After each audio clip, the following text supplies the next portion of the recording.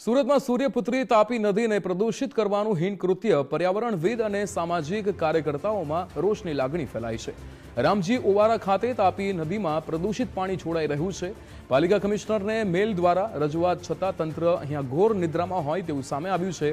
Vigilance વિભાગમાં પણ રજૂઆત કરવા છતાં કોઈ નિરાકરણ નથી આવ્યું। સૂર્યપુત્રી તાપી નદી દક્ષિણ ગુજરાતના લોકો માટે જીવાદોરી સમાન છે, ત્યારે તાપી નદીને પ્રદૂષિત કરનારા લોકો સામે તંત્રના આ ખાડા કાન છે। ત્યારે વરસાદી લાઇન દ્વારા તાપી નદીમાં ડ્રેનેજનું પાણી છોડાઈ રહ્યું છે।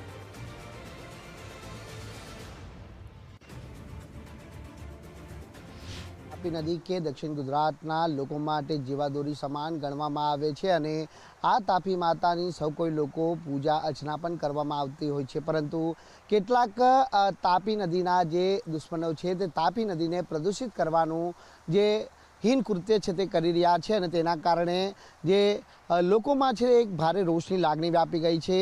જે પ્રમાણેની માહિતી પ્રાપ્ત થઈ રહી છે તે મુજબ સુરતના અર્જનપાલ વિસ્તારમાં આવેલા જે રામજી ઓવારા ખાતે આ ફ્લડ ગેટ છે અને અહીંથી જે ટ્રીટ કર્યા વિના જ ડ્રેનેજનું પાણી છે તે સીધું સૂર્યપુત્ર તાપી નદીમાં હાલ છોડવામાં આવી રહ્યું છે, જેના કારણે પર્યાવરણને તો નુકસાન છે પરંતુ તાપી નદી પણ પ્રદૂષિત થઈ રહી છે।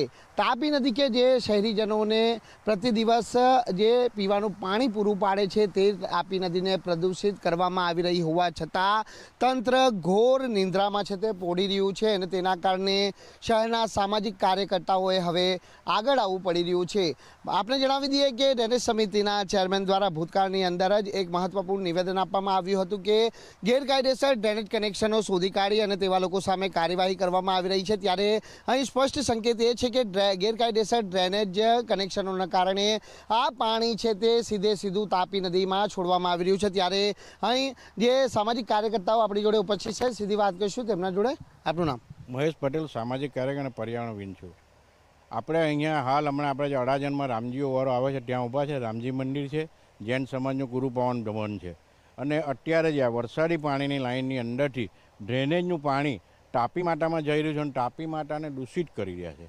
જે તાપી માતાનું નામ લેવાથી લોકો પાવન થઈ જાય એ માતાને આ જવાબદાર અધિકારીઓ દૂષિત કરી રહ્યા છે। આ જે પાણી આની અંદર આવી રહ્યું છે એ ઓલરેડી ડ્રેનેજના ગેરકાયદેસર કનેક્શનો વરસાદી પાણીની લાઈન અંદર જોડવામાં આવેલા છે, અથવા તો પમ્પિંગ સ્ટેશન જે છે એ નિષ્ફળ ગયું છે એવું થાય તો એનું ડાયવર્ટ આપેલું હોય, એટલે જવાબદાર સુરત મહાનગરપાલિકાના કર્મચારીઓ છે ને છે। અને અત્યારે માનો કે જે તાપી માતાની અંદર જળચરો છે જે જીવી રહ્યા છે, આ પાણીથી એ લોકોની હાલત શું હશે